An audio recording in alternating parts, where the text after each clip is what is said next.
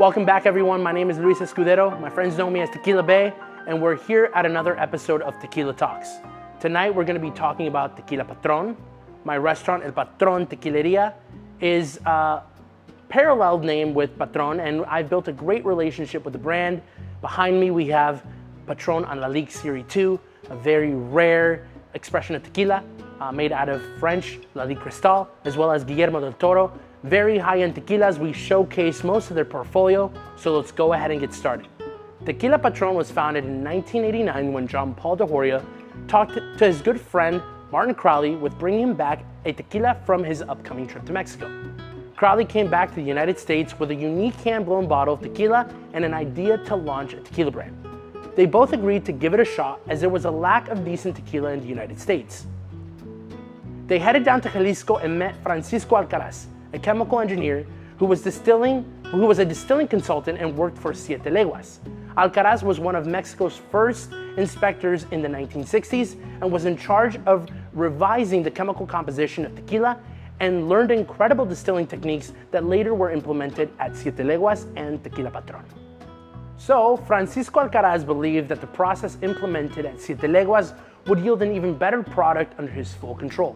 In 1989, the first 12,000 bottles hit the market. Tequila Patron applied time-honored ancestral techniques to its production. With a common misconception that Patron is just a highly marketed and juiced-up brand, in fact, it executes some of the best tequila production processes and quality in all of Mexico. NOM 1492, which is the identification number given to Hacienda Patron by the CRT, only makes Tequila Patron, which other distilleries have dozens of private labels and execution methods with very little quality control. So the beginning for Patron was very rocky, as tequila exports in the 90s were not as demanding as they are today. And most distributors laughed at them at their then outlandish price of $40 per bottle of tequila. Patron managed to team up with Seagram's, but later landed themselves in court over equity clauses that were built into their contract. Patron won the lawsuit and doubled down on their idea. Due to their lack of facilities, they were held to continue to work at El Centenario and La Vencedora, which were the Siete Leguas distilleries. They managed to smash 120,000 cases, but due to low volume and high production costs, their margins were small. They decided to consolidate some facets of the company, and the Patron Spirits Company was born. So after many years of headaches and doubters, Tequila Patron now produces its world-class tequila at Hacienda Patron. Leveraging the expertise of Francisco Alcaraz, who recently stepped down and passed away in April of 2021, he was one of the modern pioneers of tequila production. Tequila Patron embodies a simply perfect tequila expression. As their brand and demand grew, Tequila Patron pushed the boundaries to enter even newer heights in ultra-luxury tequila production. They launched the Gran Patron line in 2004 and later developed the Roca Patron line in 2012, which is their Tahona-only product. So in our previous video, where we featured Tequila Siete Leguas, we talked about how Siete Leguas helped Patron get off the ground and up and running. This production technique that Francisco Alcaraz developed at Siete Leguas was transitioned to Tequila Patron and is the reason why Tequila Patron is a world-class tequila.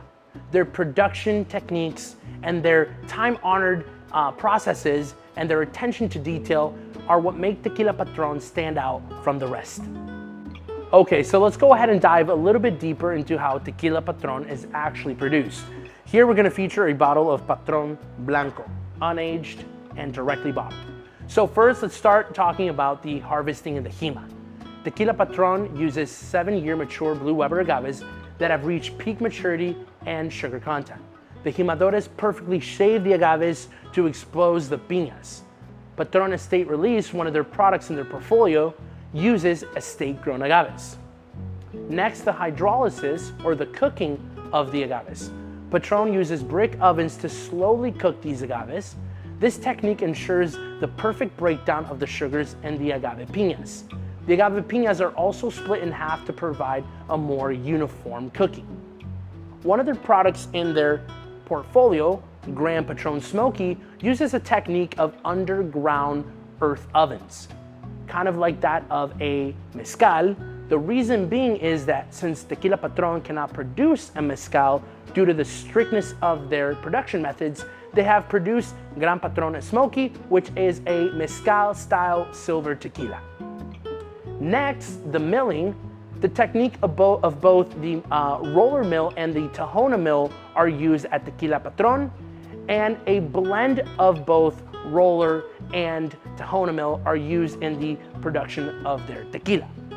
So next, let's go ahead and talk about fermentation.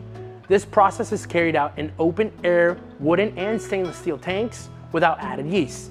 The use of agave fibers is also implemented into the mosto to deliver a unique flavor profile that centers itself around the agave.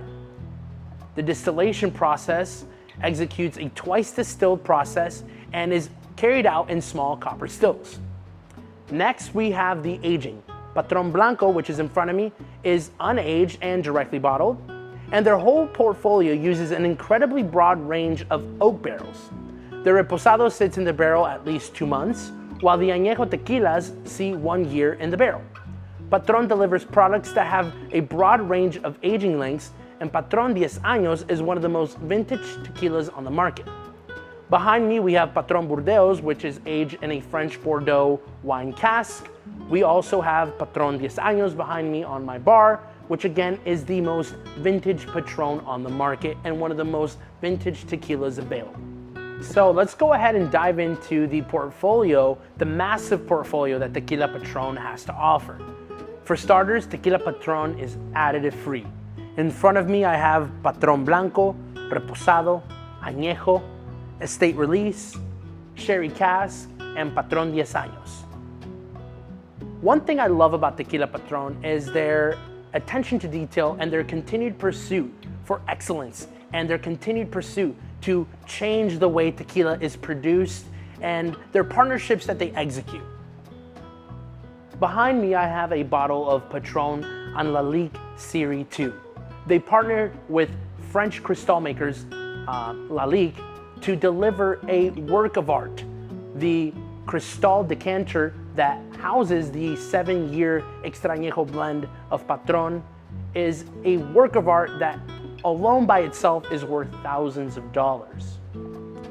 Tequila Patron has their entry-level products of Blanco, Reposado, Añejo, Extra Añejo Patron, and these tequilas are a blend of both Tahona mill and roller mill products, like that of Siete Leguas. Again, we have to think back on Francisco Alcaraz, who worked for Siete Leguas as a distilling consultant and brought over a lot of the techniques and practices used at Siete Leguas and implemented them and perfected them at Tequila Patron, at Hacienda Patron. Tequila Patron's motto, Simply Perfect, is the excellent embodiment of their brand. Common misconceptions of how Tequila Patron is overpriced, it's overmarketed, it's juiced up are absolutely wrong. In my opinion, their distillery, Hacienda Patron, NOM 1492, they only produce Tequila Patron there, which doesn't allow for the private labels or the lack of attention to their processes. Beyond their entry-level products, we have the tequila line Roca Patron, which is 100% Tahona mill. With the Roca Patron production, they also were able to play with some of the proofing of this tequila. Traditionally, Tequila Patron is 40% ABV, 80 proof, but some of the expressions of the Roca are a little bit above that 80 proof line. The Gran Patron, which here at my restaurant, El Patron Tequileria, we feature Gran Patron Platinum, Gran Patron Smoky, Gran Patron Piedra, Gran Patron Burdeos, and Gran Patron Burdeos for me is one of my favorite luxury tequilas. The velvetiness and the luxury of this tequila on the palate is incomparable.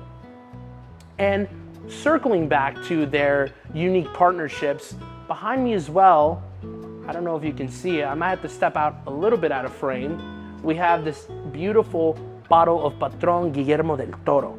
Tequila Patron partnered with Guillermo del Toro, a renowned film producer in Mexico, and embodied the characters that Guillermo del Toro, these creepy, crawly, spooky characters, and tied it with the time-honored ancestral production of tequila with these creepy, crawly characters, as well as the tradition of Dia de los Muertos.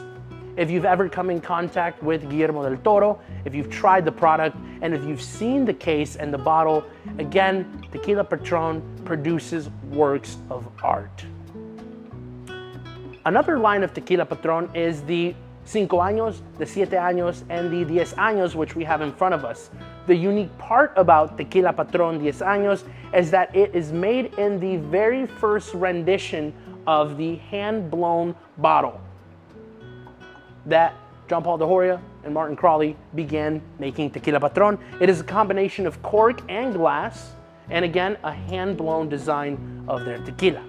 So let's go ahead and dive into doing a quick overview and taste of one of these tequilas. Again, I'm gonna go ahead and choose the Blanco expression.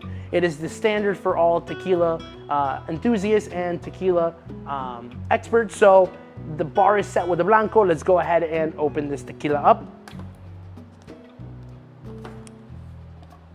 One thing I love about Patron is their attention to detail in their packaging and their luxury. And again, this is what has made Tequila Patron so special. I'm struggling here opening the bottle, but we're getting there.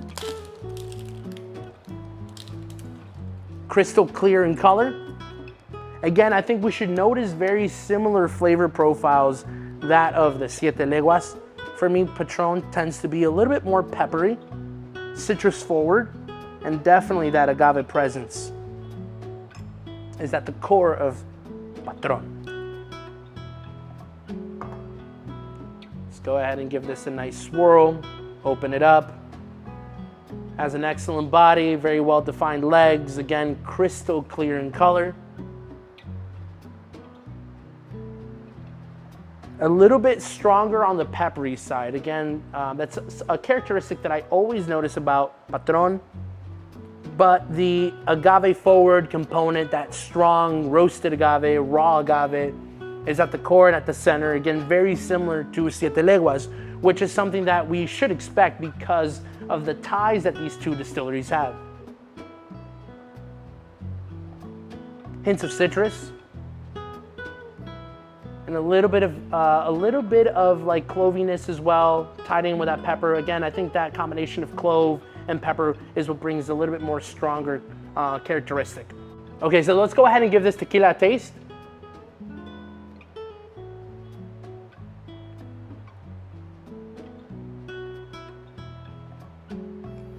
Again, I think one thing that the regular tequila drinker, the novice, or even some of the expert tequila drinkers might have something to say about Tequila Patron is because of their such strict methods of production, there's really not a lot of variance in the flavor profiles of Patron. Again, very peppery, slightly fruity and citrus forward, but again with that strong agave presence, that strong backbone of agave.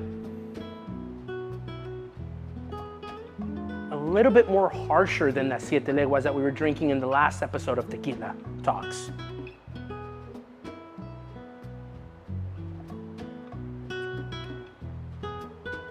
But again, Tequila Patron, their attention to detail, their production methods, the history of the distillery, and the people that have worked there have produced a world-class portfolio of tequila that offers a combination of history, culture, art, and again, at the center, an exquisite production and expression, a simply perfect expression of tequila.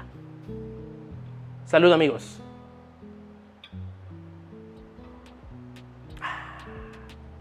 Thank you for watching. I'll look forward to seeing you guys on our next episode of Tequila Talks, and you guys have a great night. Thank you.